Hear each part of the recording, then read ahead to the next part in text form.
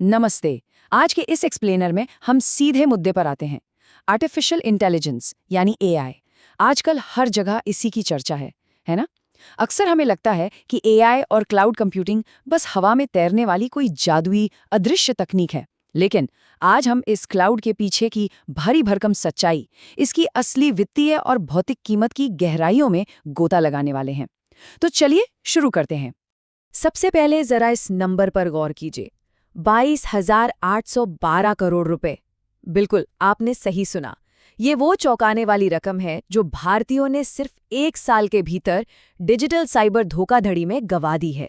और पता है, ये विशाल आंकड़ा तो एआई की उस भारी कीमत के पहाड़ की सिर्फ एक चोटी है जो हमें साफ साफ दिखाई दे रही है। असली कहानी और असली खतरा इससे कहीं ज्यादा गहरा है। तो आज के हमारे इस विश्लेषण का रोडमैप कुछ इस तरह होगा।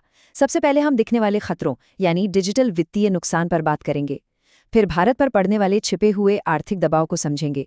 इसके बाद एआई के भौतिक वजन, बिजली की कीमत कौन चुका रहा है, और अंत में स्थानीय संसाधनों और समुदायों पर इसके असर को देखेंगे।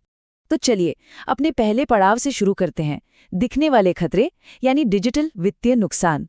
जब हम एआई के हथियारीकरण की बात करते हैं तो इसके नतीजे तुरंत और बेहद खतरनाक होते हैं। साइबर अपराधी आज एआई का इस्तेमाल करके ऐसे सटीक हमले कर रहे हैं जिसकी पहले कल्पना भी नहीं की जा सकती थी। जरा सोचिए, हाल ही में एआई से बनी एक फेक न्यूज की वजह से एक सोलर कंपनी को सीधे 200 करोड़ रुपए का भारी नुकसान उठाना पड़ा। और ये सिर्फ एक घटना नहीं है। आज 80% से ज्यादा फिशिंग ईमेल एआई टूल्स की मदद से बनाए जा रहे हैं। साल 2024 में अकेले डिजिटल अरेस्ट नाम के स्कैम ने ही 1,93,600 करोड़ रुपए लूट लिए। यही वजह है कि डेलॉयट की रिपोर्ट बताती है कि 92% भारतीय अधिकारी सुरक्षा को ही एआई के इस्तेमाल में सबसे बड़ी बाधा मानते हैं। ये वाकई डराने वाला है।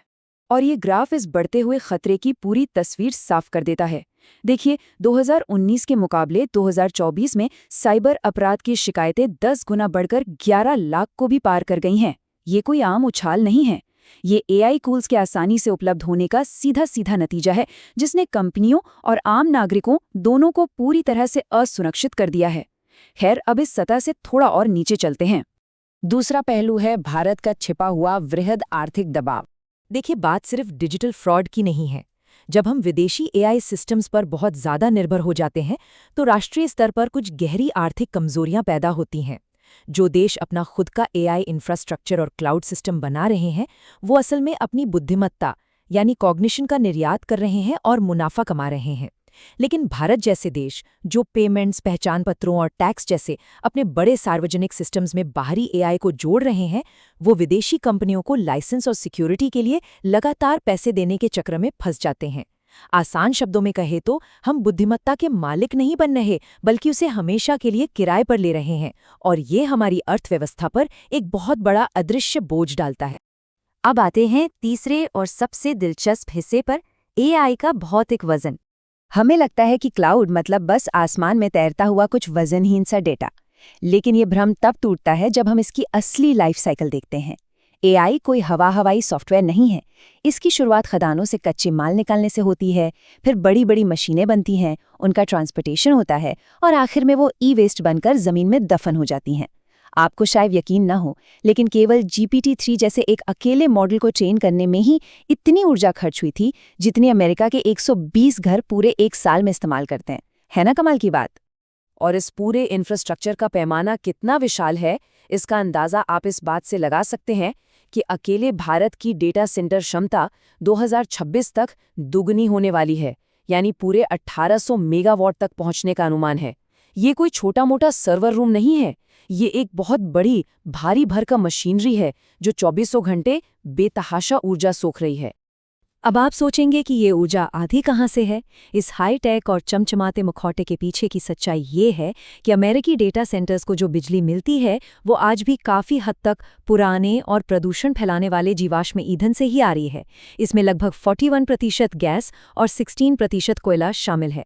मतलब हमारी ये अति आधुनिक डिजिटल दुनिया काफ़ी हद तक उन पुराने पावर प्लांट्स का धुआं उगलकर ही चल रही है।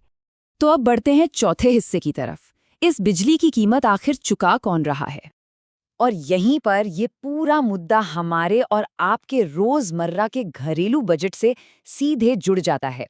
देखिए, पुराने बिजली कंपनियों के मॉडल में क्या होता है, जब एक विशाल डेटा सेंटर को बिजली चाहिए तो पूरे इलाके के ग्रिड को अपग्रेड करना पड़ता है।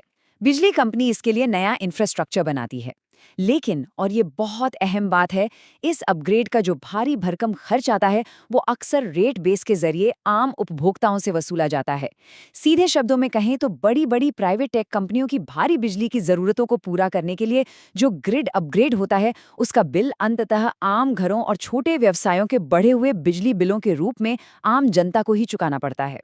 इसमें एक और बहुत बड़ा जोखिम है जिसे स्ट्रैंडेड एसेट्स कहते हैं। होता यह है कि टेक कंपनियों की तुरंत मांग पूरी करने के लिए बिजली कंपनियां गैस या कोयले के नए प्लांट लगा देती हैं, लेकिन कुछ सालों बाद जब जलवायु परिवर्तन के लक्ष्यों के कारण ये पुराने प्लांट बंद करने पड़ते हैं या ये घाटे में जाने लगते हैं, तब भी आम जनता को अगले कई सालों तक इन बेकार पड़ी संपत्तियों की लागत चुकानी पड़ती है। यानी आम लोगों का पैसा ऐसे इंफ्रास्ट्रक्चर में फंस जाता है जो उनके अपने ही पर्यावरण के खिलाफ है। और अब हमारा आखिरी और बहुत जरूरी हिस्सा, स्थानीय संसाधन और समुदाय। इस पूरे एआई के पहाड़ की सबसे निचली और सबसे गहरी परत यह है कि इन डेटा सेंटर्स को अपनी जमीन पर जगह देने वाले स्थानीय समुदायों को एक बहुत बड़ी पर्यावरणीय कीमत चुकानी पड़ती है। वहां बैकअप के लिए 24 घंटे चलने वाले जनरेटरों की वजह से हवा में प्रदूषण बढ़ जाता है। सर्वर को ठंडा रखने के लिए वहां के पानी का इतना इस्तेमाल होता है कि स्थानीय भूजल का संकट खड़ा हो जाता है। अक्सर ये बड़े सेंटर्स ग्रामीण या हाशिए पर रहने वाले समुदायों की जमीन पर बनाए जाते हैं, और इन सब के बदले में निर्माण का काम खत्म होने के बाद स्थानीय लोगों के लिए कोई खास पक्की नौकरियां भी पैदा नहीं होती। इस बात की गंभीरता को समझने के लिए जरा इस एक उदाहरण पर गौर कीजिए। ओपन एआई के GPT-4 की ट्रेनिंग पूरी होने से ठीक 1 महीने पहले आयोवा के एक डेटा सेंटर क्लस्टर ने उस पूरे जिले का 6% पानी अकेले ही सोख लिया। सिर्फ एआई मशीनों को ठंडा रखने के लिए पानी की इतनी भयानक खपत, ये किसी भी इलाके में भयंकर सूखे की स्थिति पैदा कर सकता है।